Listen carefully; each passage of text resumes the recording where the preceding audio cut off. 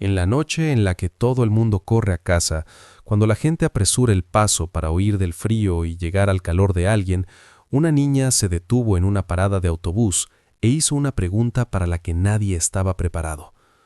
Todos van a pasar la Navidad con alguien. ¿Tú con quién la vas a pasar?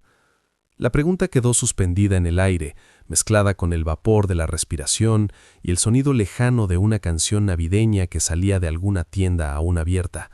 Era demasiado simple para ignorarla y demasiado profunda para responderla.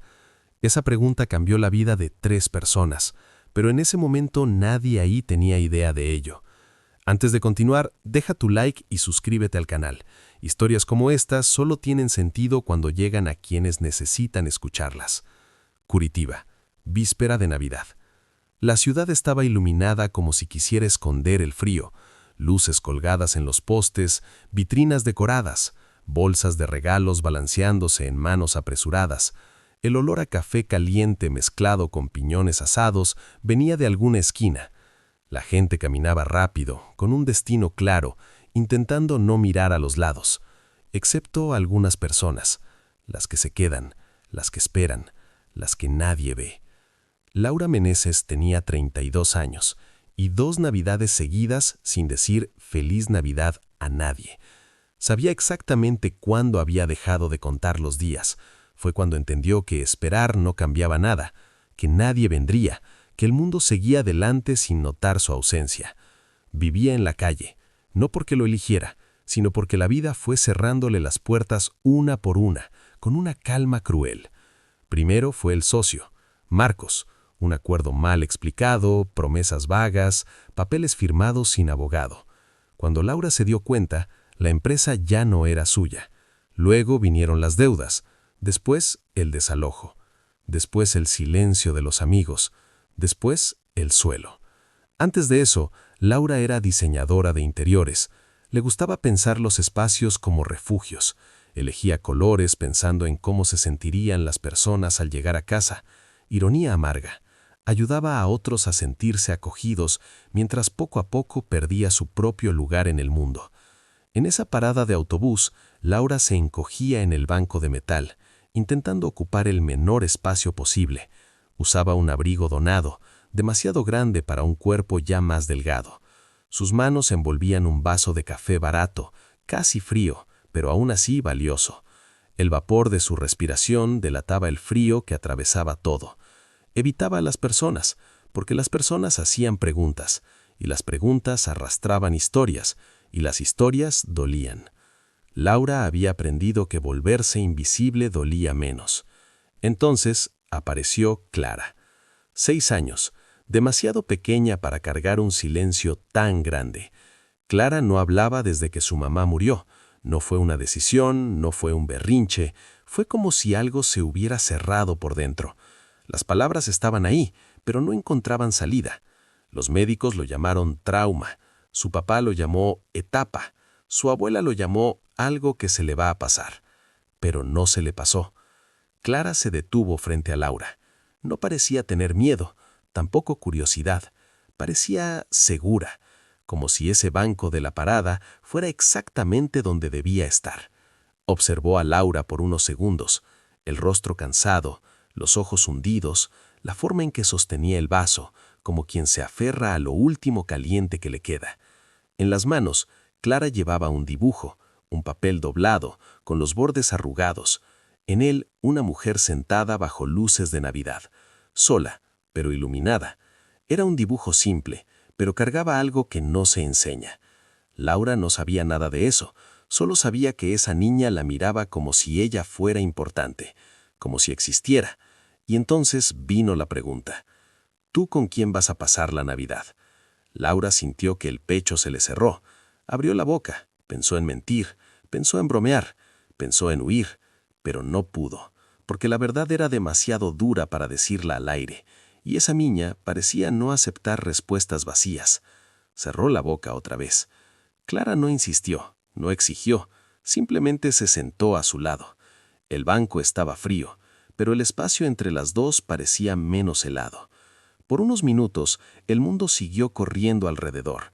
Autobuses pasando, gente quejándose del retraso, risas lejanas. Pero ahí, en ese pequeño recorte de la ciudad, el tiempo se desaceleró. ¿Te has dado cuenta de que a veces el silencio no pesa? ¿De que a veces es lo único que no duele? Un hombre llamó a Clara a la distancia. Eduardo, 41 años, empresario, acostumbrado a resolver problemas con dinero, hojas de cálculo y control, pero completamente perdido frente a su propia hija. Su rostro mostraba un cansancio antiguo, no solo de esa noche, era de meses sin dormir bien. Su mirada parecía siempre unos segundos atrasada, como si reviviera una escena que no cambiaba. En la mano llevaba una bolsa con un regalo caro, algo elegido a la carrera, en un intento de compensar lo que no sabía dar. Clara se levantó al escuchar la voz de su papá, pero antes de irse, se volvió hacia Laura y dejó el dibujo en el banco. No explicó, no sonrió, simplemente lo dejó ahí. Laura se quedó mirando ese papel simple, pasó los dedos por el borde arrugado, sintió algo subirle al pecho, algo que no sentía desde hacía años. Conexión. Todavía no lo sabía, pero ese dibujo no era un gesto al azar, era una petición, era un reconocimiento, era el inicio de algo que ninguno de ellos había planeado. Eduardo notó algo extraño esa noche. En casa, Clara no habló, no jugó, no sonrió, pero tampoco se aisló. Se quedó sentada en la mesa con el dibujo frente a ella, pasando el dedo sobre las líneas una y otra vez. Cada vez que Eduardo mencionaba a la chica de la parada, Clara se acercaba, prestaba atención, respiraba distinto. Era casi imperceptible, pero para un padre desesperado por cualquier señal, era todo. En los días siguientes, eso se repitió. Clara seguía en silencio, pero parecía más presente, menos distante, como si algo se hubiera despertado. Días después, durante una acción solidaria de Navidad organizada por una ONG local, Eduardo reconoció un rostro. Laura. Servía café junto a otros voluntarios, invitada por Rosa, una mujer que creía que nadie llega a la calle sin una historia y que todos merecen ser vistos al menos una vez al día. Laura estaba distinta, aún cansada, aún cautelosa, pero en movimiento, ayudando, existiendo. Eduardo no lo sabía, pero esa era la mujer del dibujo. Hablar un poco, frases educadas, distancia respetuosa. Laura no se acercaba con facilidad. Eduardo no sabía cómo acercarse.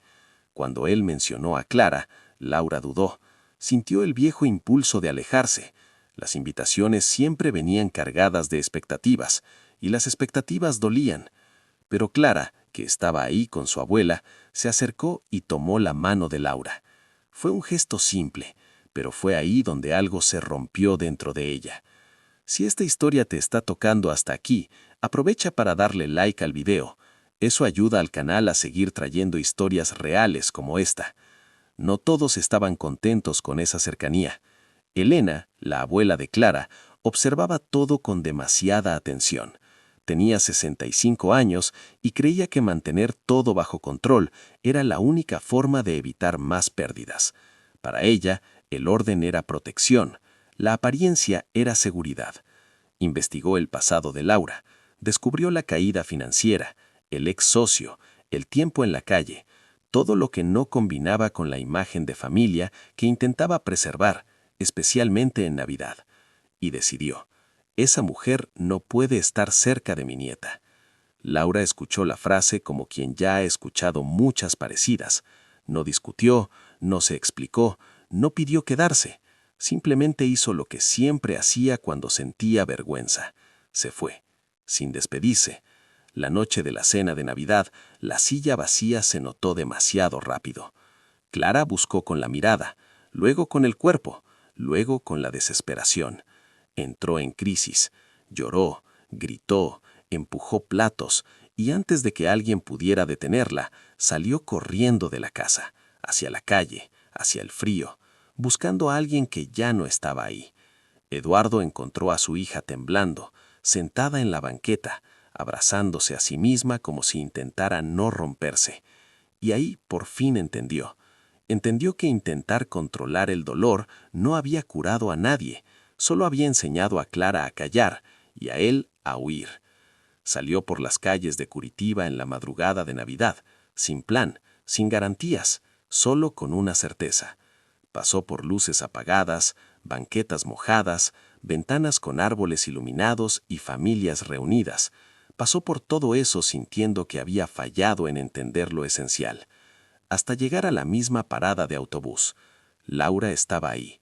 El mismo banco, el mismo frío, la misma soledad, pero ahora mezclada con un cansancio aún más profundo. Eduardo se acercó despacio. No quería asustarla, ni imponer nada. Dijo solo la verdad. No tengo promesas, no sé cómo va a ser, no sé si lo voy a hacer bien, pero sé que mi hija te necesita, y yo también. Después de un silencio largo, dijo solo una palabra más. Quédate. Laura lloró, no de tristeza, sino